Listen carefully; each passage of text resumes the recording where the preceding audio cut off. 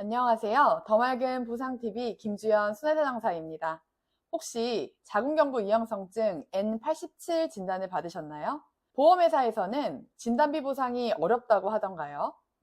사실 알고 보면 진단비 보상 가능성이 높습니다. 오늘은 바로 이 부분에 대해 자세히 설명해 드리도록 하겠습니다. 자궁경부 이형성증은 자궁경부세포에 비정상적인 변화가 생긴 상태를 말합니다. 조직 검사를 하면 HSIL, CIN2, CIN3 같은 결과가 나올 수 있는데요. 이런 경우 제자리암으로 분류될 가능성이 높아집니다. 하지만 보험회사에서는 이를 단순한 이형성증으로 해석해서 보상을 거부하는 경우가 많아요. 그렇다면 이런 상황에서 어떻게 대응해야 할까요? 보험회사는 이익을 추구하는 기업입니다. 따라서 손해율을 낮춰 이윤을 창출하는 데 앞장설 수밖에 없겠죠. 그 일환 중 하나에 자궁경부 이형성증이 있는 건데요. 보험회사는 보험 약관을 본인들에게 유리하게 해석하려는 경향이 있습니다. 사실 HSIL이나 CIN2, CIN3가 나오면 제자리암으로 인정될 수 있는데도 이를 단순한 세포 변화로 보고 보상을 거부하는 경우가 매우 많습니다.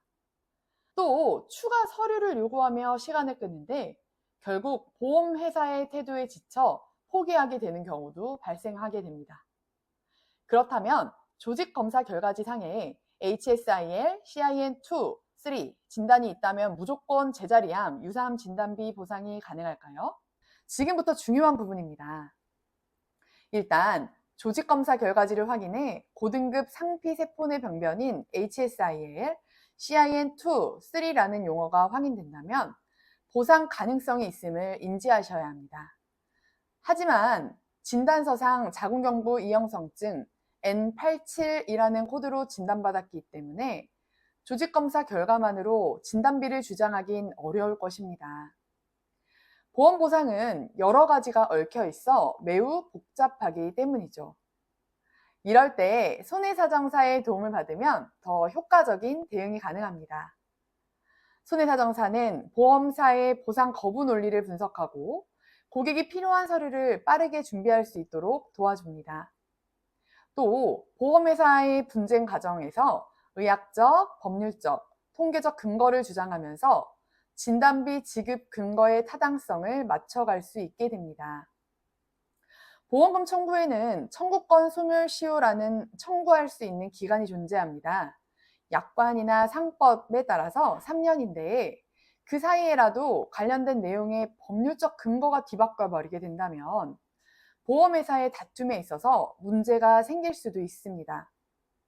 따라서 자궁경부 이형성증 진단을 받으셨고 조직검사 결과에 HSIL, CIN2, 3가 포함되어 있다면 빠르게 전문가와 상담하는 것이 가장 중요합니다. 보험사는 고객이 보험 약관을 잘 모른다는 점을 이용해 보상을 거부하려 하는 경우가 많습니다. 하지만 정확한 정보와 전략을 알고 접근하면 충분히 보상을 할 수 있습니다. 여러분이 정당한 보상을 받을 수 있도록 꼭 도움을 받으시길 바랍니다. 추가적으로 궁금하신 점 유선 상담이나 댓글을 통해 연락 주시면 자세한 해결 방안 도움드리도록 하겠습니다.